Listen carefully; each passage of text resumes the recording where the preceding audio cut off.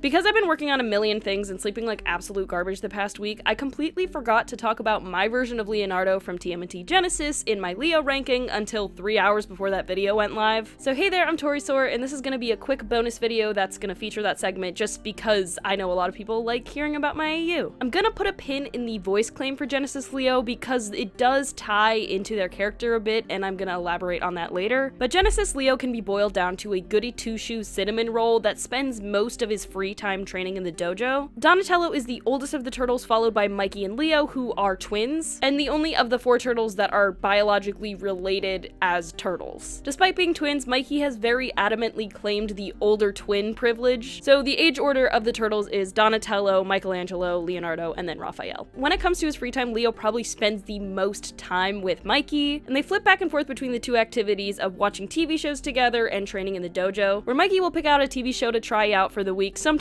it's a really bad show and they don't watch it beyond that, but other times they find absolute gems that both of them get really into. And Mikey's chaotic, instinct-based fighting style poses a really great challenge for Leo. As I explained in my Donatello video, Don was originally intended to be the leader of the group, but he really did not want that role or responsibility and saw that Leo had much more potential in that way, and convinced Splinter to make Leo the leader instead. But because Don is the oldest and has spent a lot of time sort of analyzing his siblings' behaviors, Leo will often go to him for advice on how to handle certain situations and get some insight on what is the best way to approach things, especially with Raph, because the two of them have a rough relationship. They're also huge fantasy and sci-fi nerds, and Leo has a general interest in science and will help Don around the lab if it's needed. Raph and Leo struggle to get along, and it is a huge journey for them throughout the Genesis story of learning to tolerate each other and growing to understand what makes each other tick and becoming more patient with one another. But at the start of TMNT Genesis, they do care about each other, but it is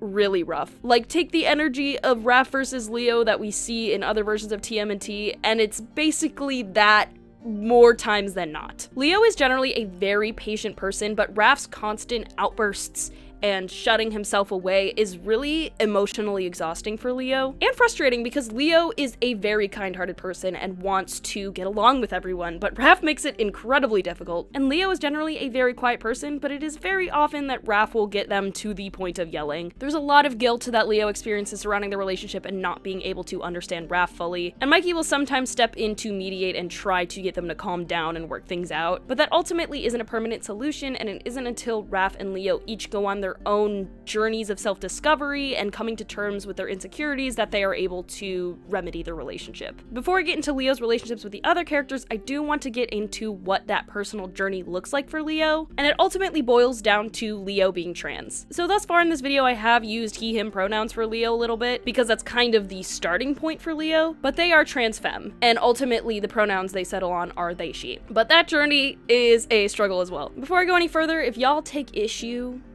with me having a trans turtle, you're not gonna like my channel. Like, I don't know what to tell you. In any case, Leo very much struggles with their identity throughout the series, not only their gender identity, but their identity as a leader of this team and their relationship with their siblings. And so this journey of self-discovery with their gender parallels their journey of discovering the best way to be a leader and to listen to their family and team. This is something that Splinter especially notices, and though he isn't able to clock that it is related to Leo being trans, he does see that Leo is being held back by something that's preventing them from truly embracing that role and being an authentic leader, and so those journeys kind of pair together in that way. And it's a really important aspect of Leo's character in this AU. This concept was roughly inspired by the headcanon that 2012 Leo is trans femme in order to retcon the fact that he has a crush on his sister, and instead interpreting that as gender envy. I don't personally headcanon 2012 Leo as trans femme, but I wanted to take that concept and incorporate it into my own AU. Again, if you take issue with me making Leo trans, like,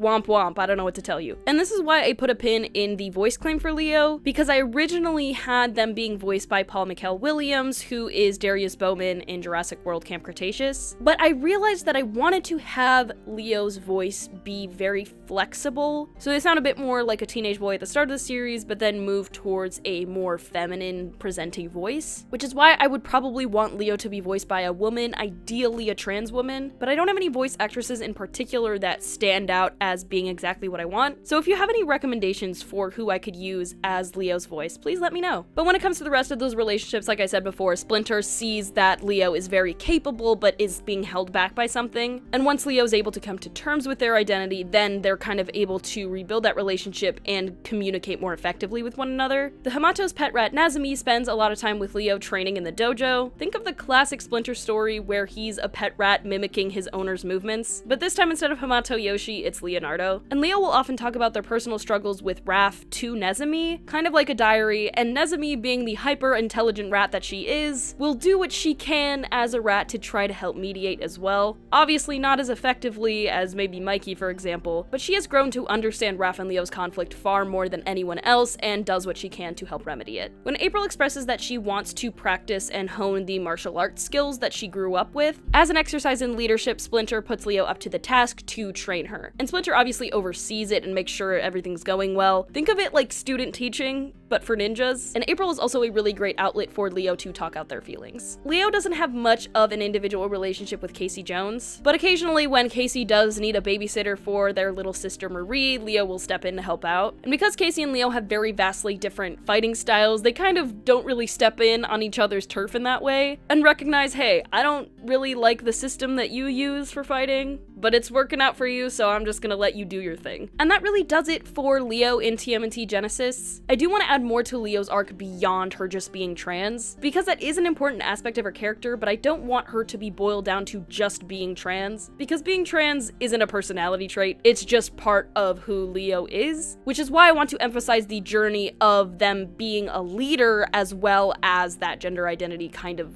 correlating with one another. I do kind of want to do the classic Leo through the window, farmhouse arc recovery whole thing. I'm not sure what that would look like specifically, but I do want to incorporate that because you gotta give the turtle some trauma. Anyway, that does it for this video. I just wanted to make sure I did this because I know a lot of people were confused why I didn't have it in the last video, and that's my bad. I completely forgot to add it. I will do my best to remember in the future character rankings to talk about my Genesis characters, because that's kind of the whole point of why I started doing the rankings as well, was to talk about the Genesis characters. And a lot of people have asked if I will do a full video breaking down TMNT Genesis, which I probably will at some point, but it's also been a while since I sat down and properly developed certain things surrounding Genesis, so it might be a while before that happens. And I also still do want to write some stuff on AO3 for TMNT Genesis, but I just have not gotten around to that yet. Anyway, thank you so much for watching, and I will see y'all in the next video.